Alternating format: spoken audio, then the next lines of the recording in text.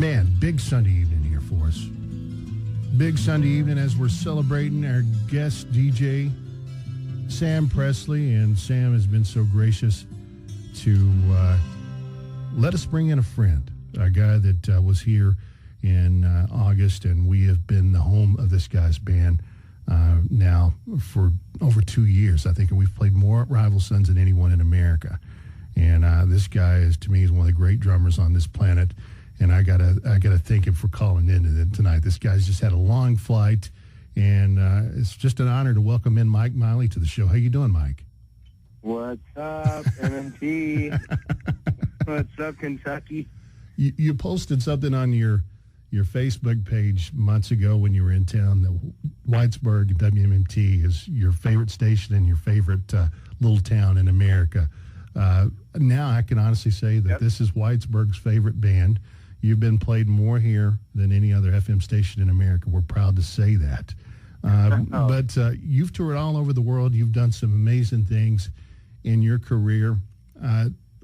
Coming into a small town and getting the reception like you did here with people from 9 different states traveling as far as New York and D.C. to see you, that has to be a welcoming experience to come into a small place when you had no idea what you were getting into. Oh, yeah. Well, it was, I mean, you all treated us, like royalty. I mean, we got to chill at the pond there. I mean, it was like a 2-day experience. Yeah. It was, normally we roll into a city, load in, sound check, play the show and leave. That's probably what happens, I'd say 75% of the time. And luckily we had a day off, and it was really great to hang out there and just soak in the small town atmosphere and drink some moonshine and have some like home cooked food and swim in that pond and do backflips and Well, it was an amazing time for us as well in town. Jim and Katie and all the great folks up at Wiley's Last Resort, where you spent the whole day, and the folks in town. You went on from here to Nashville, but I guess honestly, we can say that this is the smallest town that Rival Sons has ever played in North America. But yet again, we welcome you in just like the Beatles here, and we believe in this band. Tell me a little bit how you became a musician, if you wouldn't mind to tell folks out there. I mean, tell me the love of this music, and tell me a little bit about the journey that you've been on, Mike, because you've done some amazing things in your young life here, and the road for you is just going to be incredible. But tell folks what you've done so far leading up to this point as a musician. I mean, some of the other bands that you've played in. Oh, okay. Well, I mean, first I started because I had really cool parents that played music, and my older sister played music, and always, I mean, really, some of my first memories are the Beatles, and as I got a little older, my dad would play Steely Dan and Toto and Eric Clapton and Cream. He was really into Cream and John Mayall, Blues Breakers, a lot of blues, a lot of soul music and funk music. I mean, I've kind of if you're a parent, don't ever underestimate that your influence playing good music, especially nowadays. Yeah. The amount of we're saturated with and inundated with like canned melodies. I feel like I'm hearing a lot of the same melodies in these pop and these R&B songs, and it's like you have like the same 12 writers writing for all of the top 40. Mm-hmm. But as far as so that's kind of how I got started, and I quit football in high school, halfway through high school, and joined the jazz band and started learning how to read jazz charts and playing in big band, and got into Miles Davis, Frank Zappa, and from there I went to college and studied music and got a music degree. Continued my pursuits. I became a humongous deadhead and played a lot of Brazilian drumming. I went to Brazil, studied with some people down there. Wow. And then Jerry Garcia passed away, and my teacher at the time said, "Hey, Mickey Hart's looking for 12 drummers to fill in some space in a parade through Golden Gate Park tomorrow. Can you be in San Francisco?" And I live in L.A. And can you be at Bill Graham's office at 8 a.m.? And I'm like, duh. So we jumped in the car, and it was my birthday party celebration at my parents' house, and ended up playing Jerry Garcia's memorial on my birthday. And then that led to playing some percussion. And this is all percussion. I played with Carlos Santana and Ricky Martin, and Wow. I was a struggling drummer, like trying to find gigs, but I kept getting all these like percussion gigs. But then, from there, I moved to Hollywood actually, and started playing with bands and recording. Got a couple record deals. Played with a band called Bird 3, BIRD number 3, and really good kind of Bob Mould meets the Foo Fighters. Wow. Stuff, and really good. I think you can get it on Amazon and you can get it on iTunes, but that's like some of my favorite stuff I've ever done. And gosh, I mean, and then I was a Carson Daly house band drummer for 5 years, and during that time is when I met Scott Holiday, and we assembled what became the Rival Sons, and here I am. That's my drumming career in a nutshell. Well, I tell you what, we've had so many folks that have listened to you guys, and there's so many great influences, but nobody else sounds like you guys today. I think that musically, that it's almost watching you guys. It's a spiritual thing to watch you guys play. What you played, the intensity. There's a picture actually of you now on Summit City's wall of.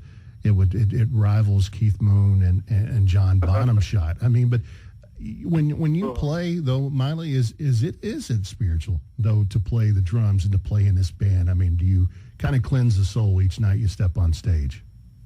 I mean, yeah, I try to play always, play my best, and our motto, pretty much everybody in the band. I mean, the band's motto is never phone it in. So what we're doing is kind of a all or nothing kind of thing, and my biggest probably drumming influence is Keith Moon, and it was because the Who. It was just it was reckless abandonment. It was so primal, like teenage boy power, and they had something to prove, and they're one of the first rock and roll bands from Britain to kind of just have like an anthemic my generation. It changed rock. I mean, the Beatles changed. 1962 they came out, and they were doing Elvis, Chuck Berry, and Little Richard and Fats Domino kind of era songs. They were copying that rock and roll, and the Who were copying Motown, and Cream was copying Delta Blues, and they're all those British invasion bands were copying some form of black music from America. And the Who just they did it different than all those bands, all those British invasion bands, man. I don't know, that's my kind of biggest rock and roll influence. Then you insert, I myself love Motown, and I myself love James Brown, and studied with Clyde Stubblefield, one of James Brown's drummers. I mean, Veet, the funky drummer, the Give It Up and Turn It Loose. Like, he's the guy that started playing all those ghost notes and getting really busy and funky, and he set the standard for all the '70s. That funk drumming that became so prevalent, with it turned into Tower Power. You got Miles Davis '70s, all that really hyper groovy Yeah, stuff. yeah. So, Well, Rival Sons to me is, and I've said this on the air, and I'll tell you this now, talking to you, I think the most pure rock and roll band in America. But then you take all the influence of what made music so great, and we've mentioned R&B, soul, funk, everything that we love about music, to me as a fan of music, we find in this band. Jay Buchanan, I think one of the strongest frontmen that we've seen in North America in some time. This guy, to me, is, you talk about all of you guys pouring your soul out every night on the stage. A guy, Jay, out there with you singing and just conveying this band vocally is just, it's amazing, I'm sure, to play with him and Scott and Dave as a unit, though. This has to be the perfect place for Mike Miley now as a musician.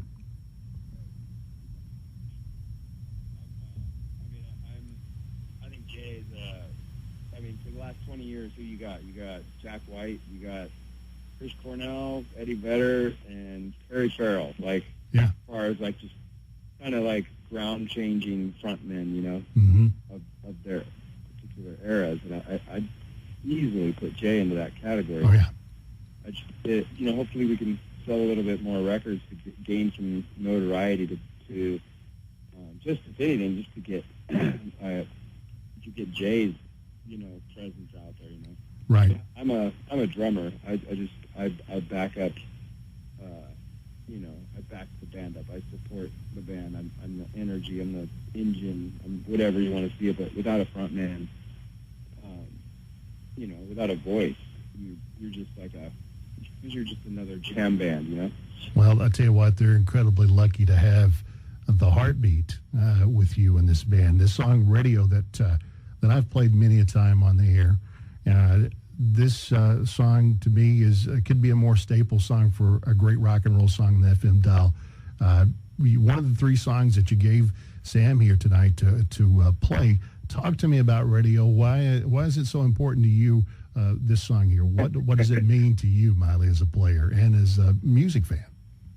Well, it when we were writing for the EP, it's sort of like one of the most challenging probably the most challenging beat I ever came up with, and it's actually one of the only beats I came up with. I mean, so many rock songs, you're just pounding, boom, ga, boom, boom, ga, which, no one's really made that up, except for whoever the first guys to play with Chuck Berry. I wish I knew those names. And, the early rock and roll drummers that came up with that beat, but it's a pattern that just came out of my arms, and very inspired by Dave Garibaldi, who I also studied with from Tower Power. Yep. And so it's a drummer nerd song, but it's also just a great message. Talking about the radio and Marconi and Tesla and the whole story of how radio came. I mean, Jay's so clever, but we never play it live, so it's kind of a joke in the band. What song should we put here? We need 3.5 minutes. We need a quick little number to kind of fill in this little spot with Scott's on the blue guitar, And, we kind of base our set list on song flow. Obviously helps a lot, but when you have a lot of guitar changes, sometimes you want to just stay on one guitar for a couple songs, and I'm always saying Radio. Yeah. Well, now it's just a joke, so because I don't think we'll ever play it. So if you ever see us play it, it's a miracle. Well, I'll tell you what, it's no miracle that we love this song, and I've played this many a times, and I've always said this, folks. This is one of the songs, and this is one of the bands that we love, FM radio here at WMMT FM. One of the great bands on this planet. Rival Sons with one of the great drummers on this planet tonight with us, Mike Miley. This is MMT.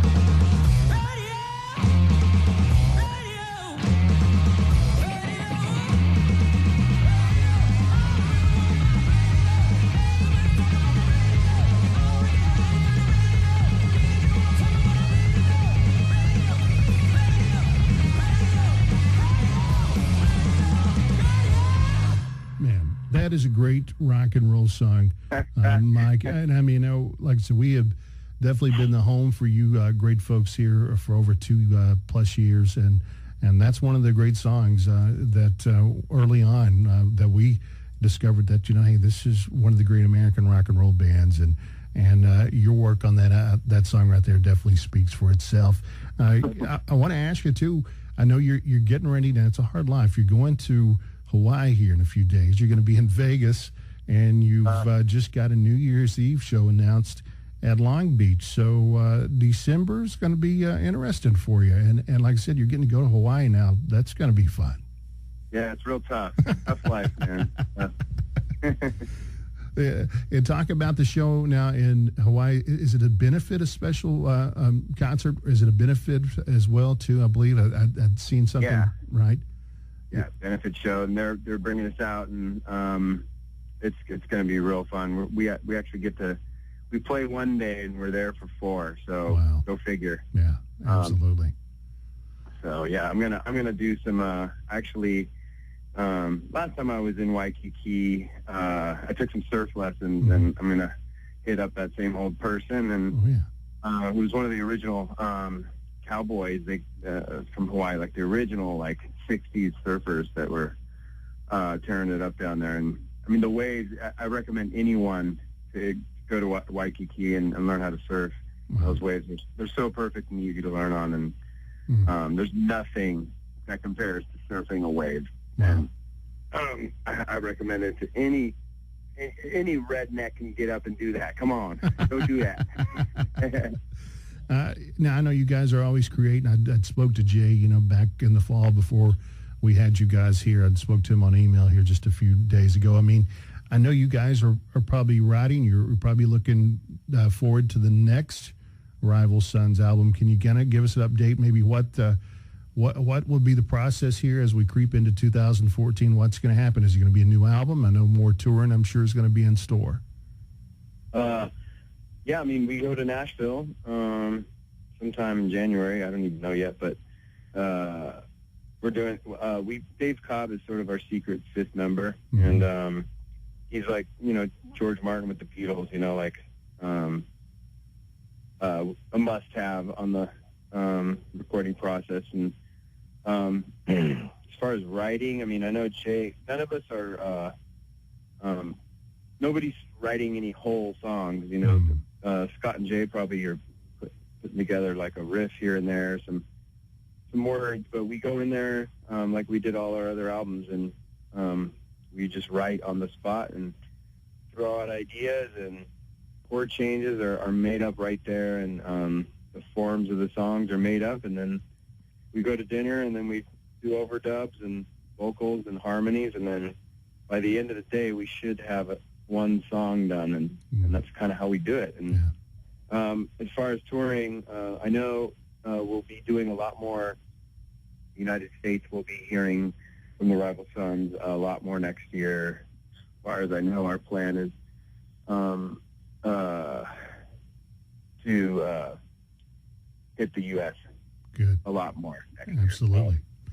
Well, I looked at this band, on stage, and I've been covering you now for over 2+ years. And when I look at this band, there's a lot of freedom with you guys as a guy looking in here to the body of work you do. But am I correct that you guys have a lot of freedom to go a lot of different angles? I played a song the other night, Only One, from you guys, and I'm like, what a great song. and then an hour and a half, 2 hours later, I'm into Manifest Destiny. And I'm like, the freedom that this band has is pretty unique, and I hope I'm correct with that, Mike. I mean, there's a ton of freedom and avenues to go where you need to be.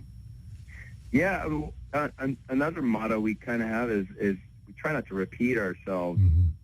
So you could actually go through all 4 albums we have, and you're not going to hear like the same riff or the same groove, like and not that that's a bad thing, but a lot of bands will kind of have their like 3 or 4 feels, like drum feels or guitar riffs, where that's kind of their, not signature, but it's their template from which they write all of their songs, and we don't write that way. So you'll never hear. I don't think we have one song where the guitar pattern is dun and dun da dun bum ba da ba da ba dun and dun da dun ba. I mean that strumming pattern has been so overused. We try not to repeat ourselves. Which to answer your question, I think probably that's what makes it feel so fresh and alive and organic and raw. Well, that's raw, it. Organic rock and roll. That's a good take on it there. It's a band that this country, you know, we've been lucky here to see a lot of great bands come up. I was just, you know, the other night looking at some stuff on Pearl Jam that it's been, you know, over 20 years since 10 came out. You know, a band like you guys coming in to kind of give us hope. There's hope, you know, for rock and roll when we listen to Rival Sons and the journey that I believe that you guys are going to be on. It's going to be rewarding for us programmers, us fans, to kind of get on that wave, if you will, and ride it. And I'm so happy that we've got you in our playlist. The song we're going to play next here, White Noise. I actually seen some stuff online that you guys performed this at the Classic Rock Awards when you got Best New Band here almost 2 years ago, right, Mike? Am I correct with that? We were up for Best New Band, and Vintage Trouble actually squeaked by and beat us, but we got to play and that night, and that was really cool. The next year, last year, we got Breakthrough Artist. That's right. Yeah, and but the year we played the White Noise was when we were up for Best New Band, and I mean the UK has been without the UK, I think we don't have a career right now. So they were the first to really get us and support us, and you know our record label's based out of Nottingham, England, and so you know we owe it to the Brits, man. Mm-hmm. So. What is it about England, though, Mike? You think it could be? It seems like you know, I mean, all the great, some of the great music that's ever been made, obviously, came out of England, and all of my heroes. It seems like my rock and roll heroes are from Great Britain. But tell me about that. I mean, what is it about that country then that receives Rival Sons so well, and maybe even receives rock and roll? And I mean, do they kind of get it more than we do these days? I mean, is that safe to say? I mean, it's that country just, man, I love hearing the new bands, obviously the traditional stuff that's came out of there over the years, all the great stuff from the Beatles on. But what is it about England? Can you pinpoint it? Jeez, I just got to say it's people are there. They're just so real. It's like they're blue collar. There's a lot of like working class people. I mean, that's rock and roll was born and bred out of the working class. Sure. You know, and look at the backgrounds of the Beatles, the Rolling Stones, the Who. You know, they all came from working class families, and that's the majority of people. You know, in the Western world at least, are the working class, and so I think rock and roll was kind of the voice of that. Yeah. Generation. So, the people that drink beer on Friday and Saturday night and probably drink too much and love their soccer team, or as they call it football. Oh, yeah. They'll go to the death to defend their soccer team. It's just passion and when you hear rock and roll used to be anthemic and represent that generation, 60s and 70s at least. And not sure what the UK so much did in the 80s. The Laws came out in the late 80s, and they bred the whole, they paved the way for the whole Oasis thing to happen. And, but the 60s and 70s was, that was just raw. Oh, yeah. From Sabbath to Zeppelin to Cream, the Who, even Hendrix. Yeah. All his preliminary stuff is was all in the UK. So Yeah. I don't know if that made sense. No, it did. It's totally. And I've always said though, Mike, and hopefully you'll agree with me, that if you take 66 to 76, what was created out of that country? Oh yeah. Have we ever caught up with it? You know what I'm saying? So, but you guys, like I said, are to me, though, is as strong as rock and roll band that you're going to see today. Now, and going into 2014, this song I've played it a couple times, but we've got to me, and like I said, one of the most talented drummers on this planet, from one of the most talented bands on this planet. It's Mike Miley with us tonight. It's White Noise as we represent our great friend Sam Presley tonight on the guest DJ spot. It's Mike Miley with us tonight on MMT.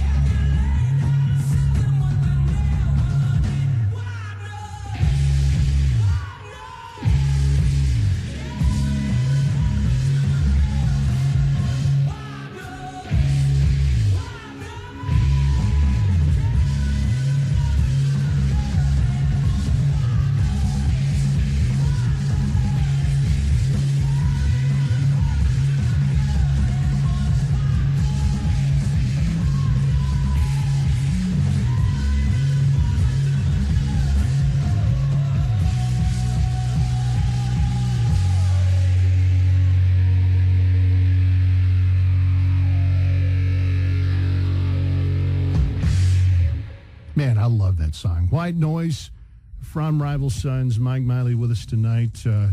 That song, Mike, I spoke to you off air. You could easily heard that in the late 60s. That song, to me, would resonate well then as it does now. And we spoke a little bit about the younger generation. How important is it to like, and we spoke off air as well. There were kids, I think 9 and 10 years old here at your show, and then folks as old as 71 was the demographic that night. But to share your music with all those different generations, that has to be pretty special for you. Yeah, it is pretty interesting. I mean, in a lot of cities we play, there's if we have an all ages show, you'll see at least four generations of kids. From I've signed autographs for 4, 5, 6-year-olds and and 75-year-olds. So it's pretty interesting. I mean, the older generation definitely gets it because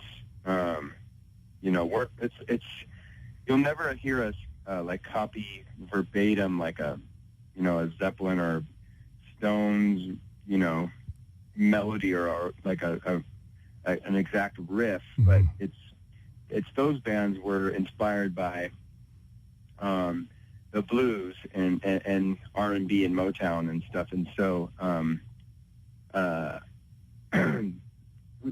as are we. So so it's white guys playing black music, really, is what it comes down to.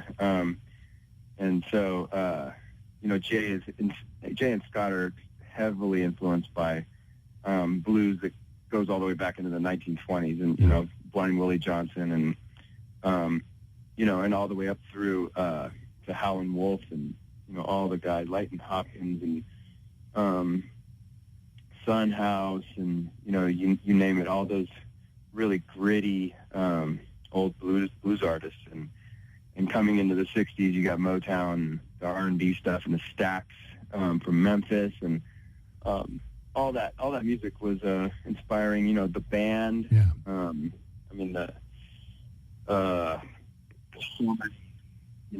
They were so into R&B, and but they also brought their bluegrass to the table. So the band was a very unique band as well. Oh yeah.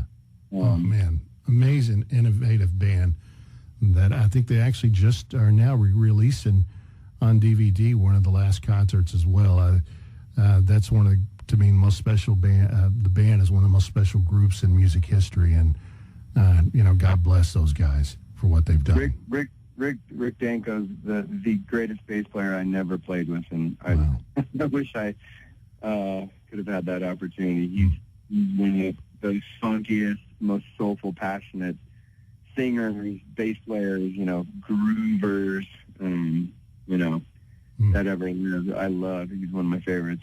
We want to mention Scott Holiday tonight. I think a lot of folks too was catching on to his innovative playing, his style, his passion, and along with Dave Bestie too, one of my favorite players out there as well. Scott Holiday to me is definitely one of the just great gems in this musical category that we're calling rock and roll today.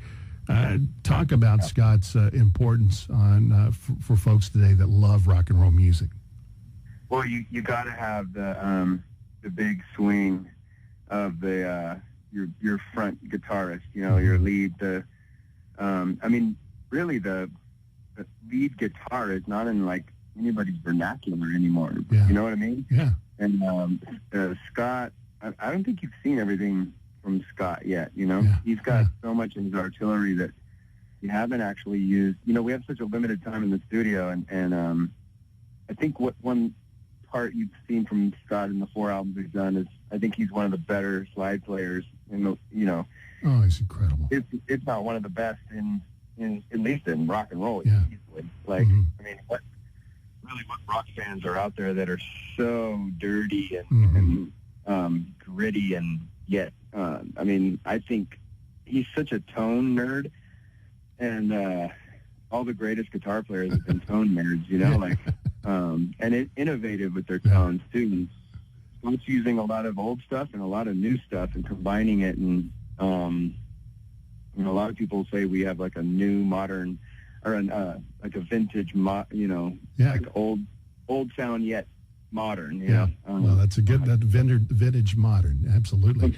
I tell you, I can't tell you how excited I am that for the road ahead.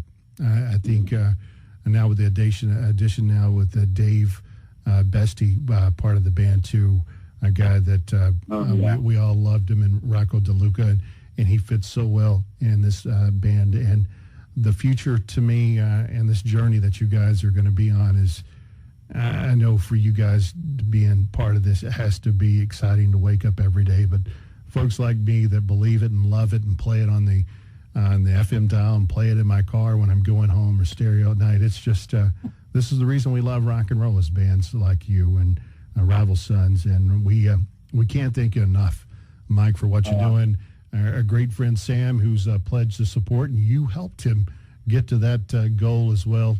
Sam is he's sending a message in to you right now, telling you that it's only 75 days till pitchers and catchers report. So we know you're a big baseball fan, like I am, and everybody as well. But Sam's been a big supporter of you and this great band, and I know you really appreciate the guy as well. Oh yeah. Even though he's a Yankees fan, definitely appreciate him. I mean, it's so easy to be a Yankees fan, you know, but whatever. Yeah, I'm a Yankees fan, real tough. Oh, yeah. Oh, the song we're going to go out with tonight, Mike, and we'll keep you on line briefly when we leave here, but the song Three Fingers from Head Down, which I think is an amazing masterpiece, if you will. This album is definitely the theater of the mind, if you will. You can, from track 1 to track 13, is you can kind of put the headphones on, shut the world off, and let you guys kind of take you on a cool journey. But the song Three Fingers, tell me a little bit about that song and why it's so special to you.